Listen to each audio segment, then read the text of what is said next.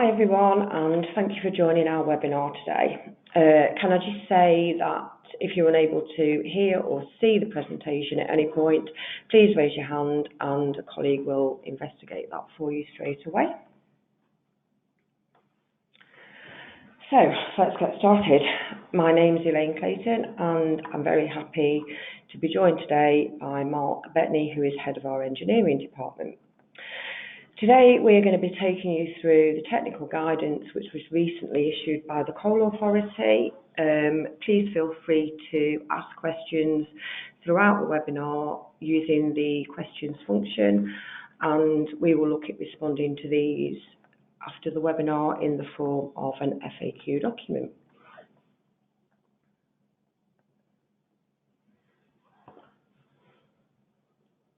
So today's agenda will be an overview of who we are and what we do here at the Coal Authority. And then I'm going to hand you over to Mark, who is going to take you through a summary of the Subsidence event, the ground investigations that were carried out following that event, and he'll then talk you through the technical guidance.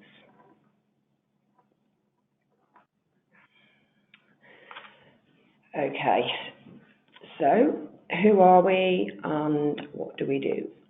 We're a non-departmental public body and we're sponsored by the Department of Business, Energy and Industrial Strategy.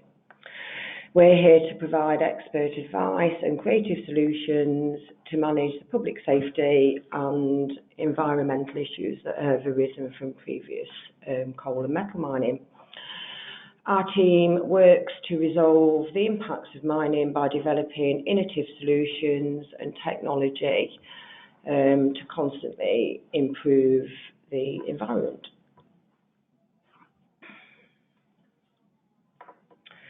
Okay, so I'm going to hand you over to Mark now, and he will take you through the technical guidance.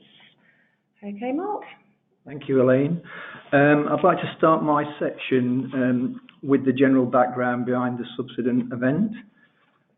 In March 2016, a Subsidence event affecting a number of properties occurred within a residential housing estate in North East England. The Coal Authority accepted a number of subsidence claims and demolished 18 properties. Subsidence monitoring of fixed installations on properties, ground and highway infrastructure recorded progressive vertical subsidence of 70 mil through to completion of ground stabilisation work in May 2018.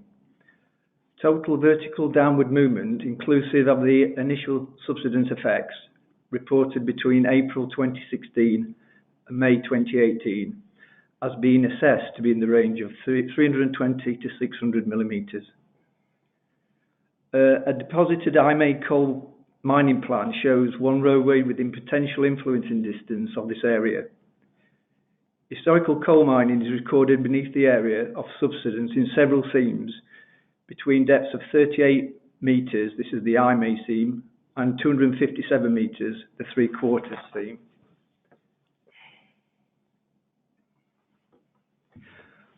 A comprehensive two-phase ground investigation was undertaken by the Coal Authority to investigate the problems. This proved the main coal seam had been worked extensively in excess of 75% in plan area at a moderately shallow depth of between 34 and 43 metres below ground level to seam floor. Within the subsidence epicentre, 96% of the boreholes encountered void-in, broken or collapsed ground. Rock cores determined the intact seam thickness of the high May seam beneath the estate to be in the range of 2.7 to 3.37 metres. Later, rotary open holes suggested that seam thicknesses could reach 4 metres.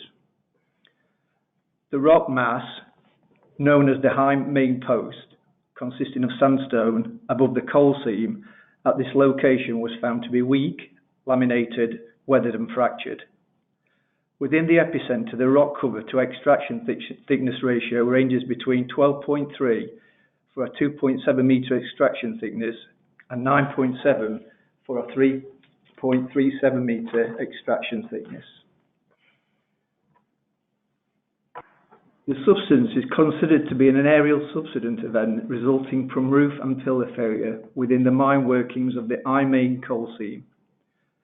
The weak weathered sandstone forming the roof of the workings would have progressively deteriorated and collapsed since the abandonment of the mine workings.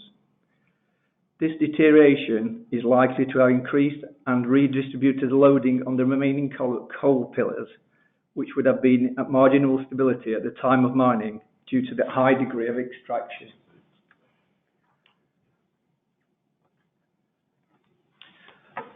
I'd now like to take you through the things that we need to consider as a result of the findings at this site.